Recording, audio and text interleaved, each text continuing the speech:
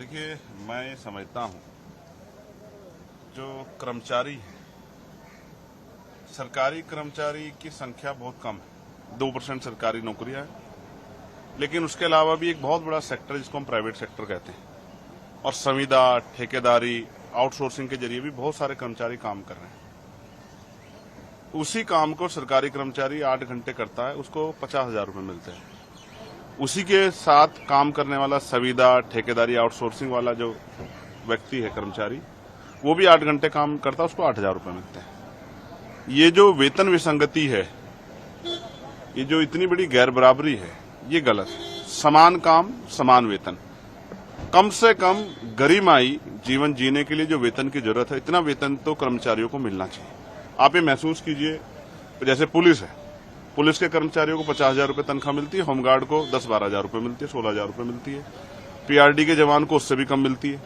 तो मैं ये समझता हूं कि ये अन्याय बंद होना चाहिए। जितने भी आउटसोर्सिंग, संविदा, ठेकेदारी पे कर्मचारी है, उनको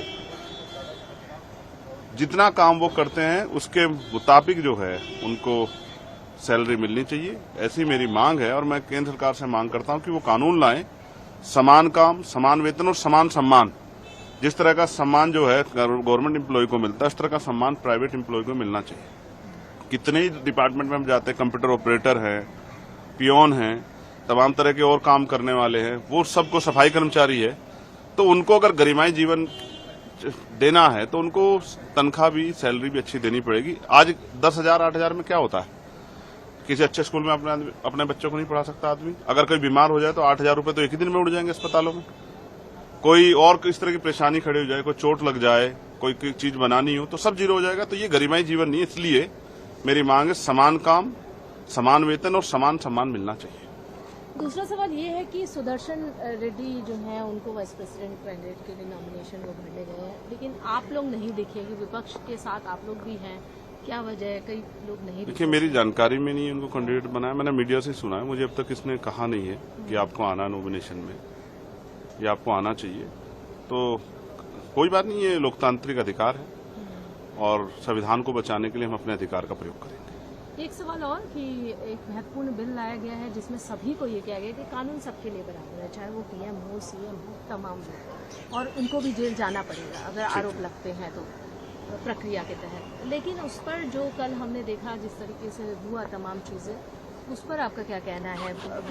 बिल्कुल, कानून सभी के लिए बराबर होना भी चाहिए, लेकिन जब एडमिनिस्ट्रेटिव जो है, एडमिनिस्ट्रेटिव बॉडी या पुलिस जो है वो सरकार के आधार पर काम करने लगे, जो कि एजेंसियों को हमने बहुत बार देखा भी है, तो फेयर इन्वेस्टिगेशन या फेयर जो है रिपोर्टिंग की जो है वो उस गुंजाइश किससे की जाए? कई ऐसे अधिकारी, कई ऐसे एजेंसियां, कई इस तरह के मामले आए, जैसे ईडी को ही आप देख लो, कितने मामले दर्ज होते हैं, कन्वेंशन कितने मामलों में होता है, ये सबके सामने। तो मैं इसलिए कह रहा हूं कि जब गवर्नमेंट जो है कोई कानून बनाती है तो वो अपने हितों को देख के बनाती है। और मुझे तो जिस तरह का कल मैंने चर्चा सुनी, और मुझे ऐसा लग रहा है कि जो उनके साथ नहीं है उसको जेल जाना पड़ेगा, ऐसा मुझे लगता है। इस तरह का बिल जो वो लेके आए, उनका बिल सीधा कह रहा है हमारे साथ रहोगे तो मौज करोगे, हमारे खिलाफ रहोगे तो जेल जाओगे।